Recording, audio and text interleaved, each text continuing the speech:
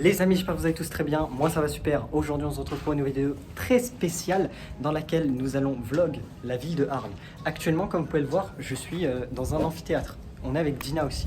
Dina qui elle fait sa vidéo, moi je fais la mienne. Bon, bah voilà, échange de bons procédés.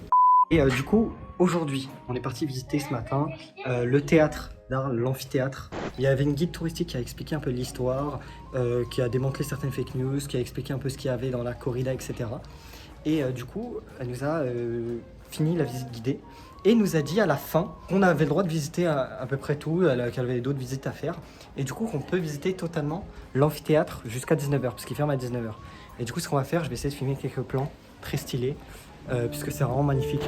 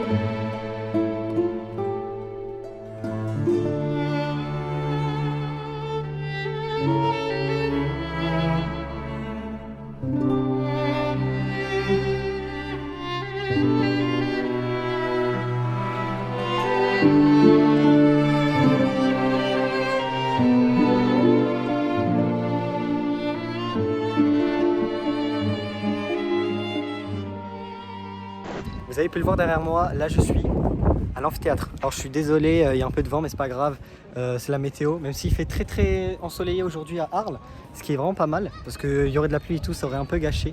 Petite explication historique. À l'époque, il y avait 50 000 places je crois, si je me trompe pas. Aujourd'hui il y en a 20 000, ce qui est déjà énorme quand même. Et les activités qu'ils font, c'est 2 fois par an. Ils font de la corrida, je crois, donc pendant la période de Pâques, si je ne me trompe pas, et le deuxième week-end de septembre.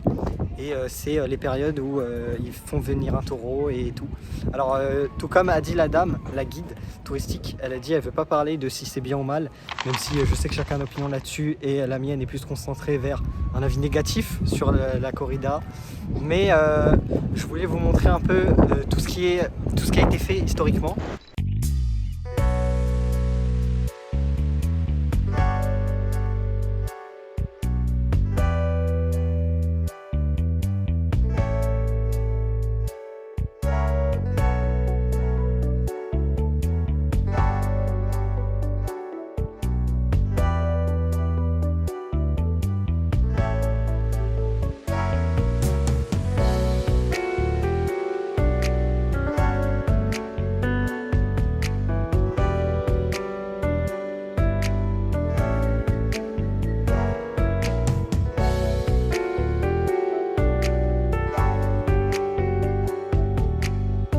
Alors là actuellement je suis monté tout en haut. Voilà, enfin je crois que c'est même pas l'endroit le plus haut. Parce qu'en fait l'amphithéâtre de Arles a 2 tours. Il y en a une qui est censée représenter la garde, je crois si je me trompe pas. Et je sais que la deuxième c'est une ancienne église où ça faisait partie de l'église et tout. Et du coup on va essayer de voir ça. Parce que là, attendez, je vais essayer de vous montrer ça tout de suite. Derrière ces grillages et tout, vous allez voir, il y a une petite tour ici. Et en fait, celle-là, je sais que c'est une ancienne tour qui appartenait à l'église, si je me trompe pas. Et il y a une autre tour aussi.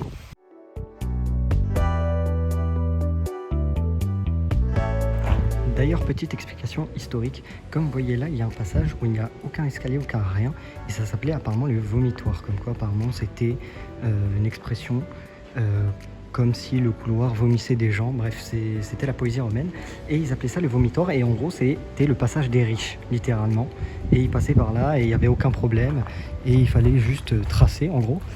Et ici, on a le passage des pauvres. Bon, ça a dû un peu tomber avec la démolition et le temps, mais imaginez qu'il y ait des escaliers qui partaient de tout en haut jusqu'à là. Tu sais, on voit le début des marches, et ça montait jusqu'en haut. Et en fait, c'était le passage des pauvres. En fait, les pauvres étaient en hauteur et les riches étaient en bas.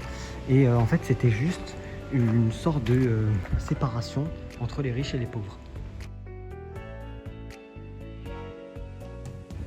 Donc Donc là, après avoir quitté l'amphithéâtre, nous sommes partis juste à côté, donc c'est vraiment juste en bas.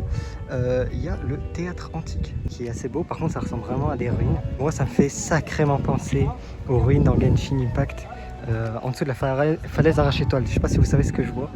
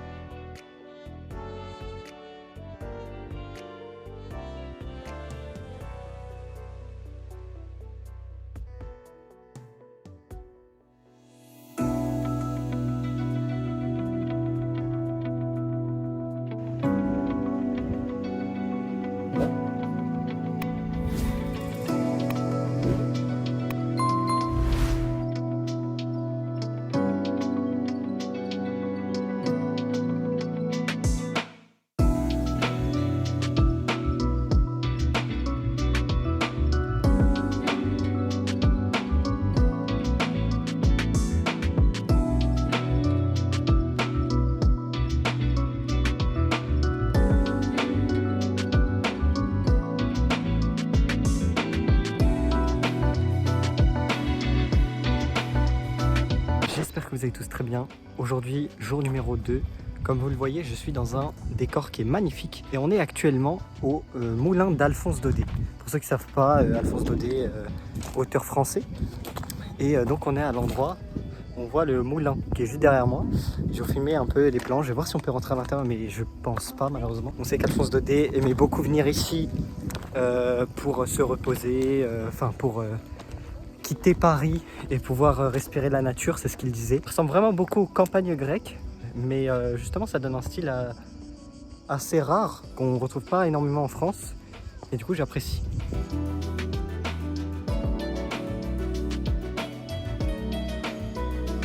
Franchement, on est sur un endroit qui est vraiment magnifique, hein. J'apprécie beaucoup, parce que c'est très calme, très paisible, et vraiment ça contraste énormément avec la ville, qui est très souvent très animée. Ça fait vraiment penser au moulin de Mondstadt. Voilà, j'ai beaucoup de rêves à Genshin dans cette vidéo. Donc là, actuellement, nous sommes au musée de la Camargue, comme vous pouvez le voir ici. Voilà, et là, on va rentrer à l'intérieur du musée, qui est juste en face de nous.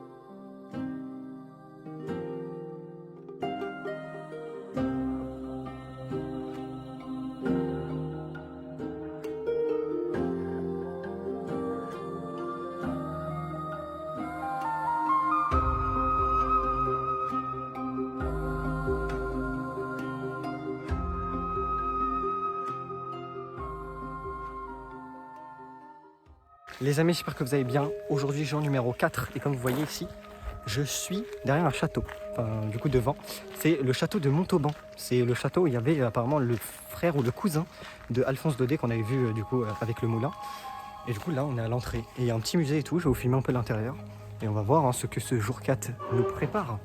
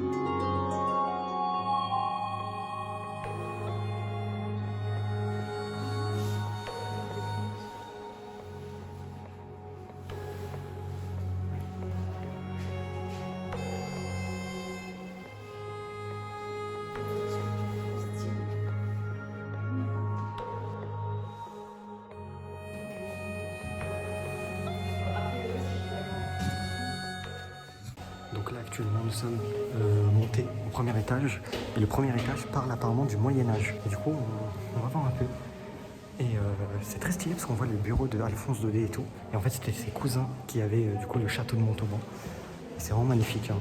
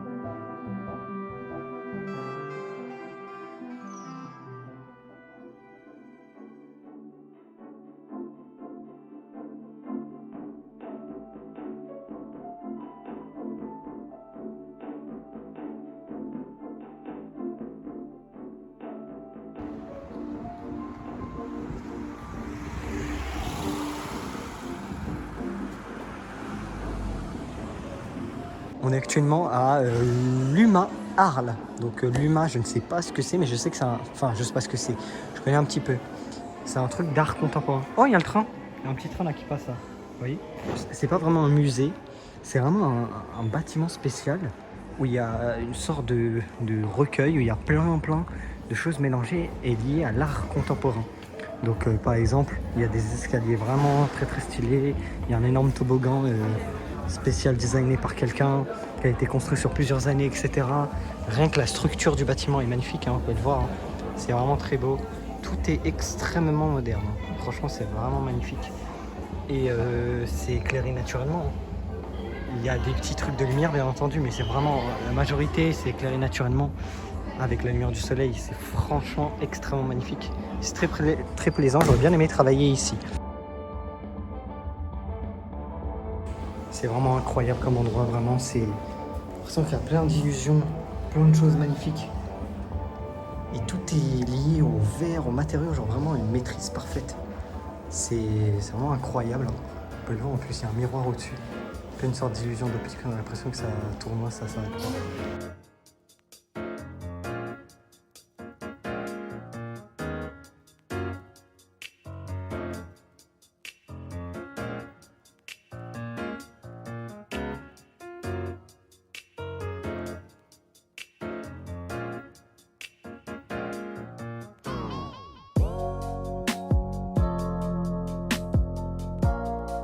Donc là actuellement nous sommes au musée de la lavande, comme je vous ai dit un peu plus tôt. Seul petit problème, on ne peut pas filmer à l'intérieur. Je pense que c'est un peu normal puisque il y a peut-être du secret professionnel, j'ai envie de dire, mais on peut pas tout filmer. Ce qui est un peu énervant, mais c'est pas grave, j'ai compris un peu comment ça se faisait, comment la lavande était faite, etc. Quels sont les bienfaits. C'est super cool de voir comment sont faites les huiles essentielles et tout. Donc c'est vraiment incroyable, surtout que le mood franchement du musée c'est vraiment très stylé, hein. Ça fait floral, etc. Très nature et j'apprécie beaucoup. Et là comme vous voyez là, au moment où je vous parle, regardez, il y a une petite abeille qui est en train de polliniser. C'est comme ça que les abeilles permettent à la lavande de se reproduire, en tout cas à la lavande de produire plus d'huile essentielle et apparemment ça augmente le rendement de 10%. C'est pour ça vous voyez, hein, il y a vraiment pas mal d'abeilles, on en voit une ici là qui est en train de récolter le pollen.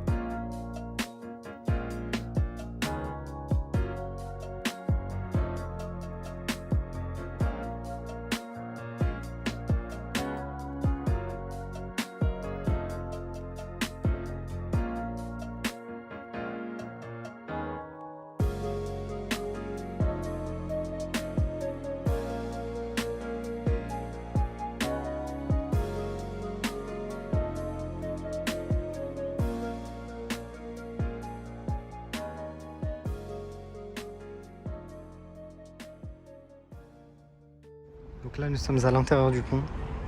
Donc là on est à la chapelle qui est juste en dessous. Et du coup j'ai vu un peu, alors le pont faisait 900 mètres de long pardon, avec plus de 22 arches. En fait il y avait 22 arches, donc une arche c'est littéralement là, le demi-cercle qui est en face de moi. Et donc ça c'est une arche. Et il y en avait 22 à l'époque et ça a été abîmé, donc en fait tout s'était effondré. Et ils n'ont pas pris la peine de le reconstruire, mais du coup c'est stylé, c'est une sorte de demi-pont en fait. Donc là nous sommes à l'intérieur, on est monté tout en haut du pont d'Avignon, donc le pont de Bénézet. Voilà, on voit un peu l'intérieur. Et vraiment c'est très bizarre comme pont, parce que c'est vraiment un vieux pont avec quasi pas de barrière. Je pense qu'à l'époque il n'y en avait pas, ils les ont rajoutés très récemment.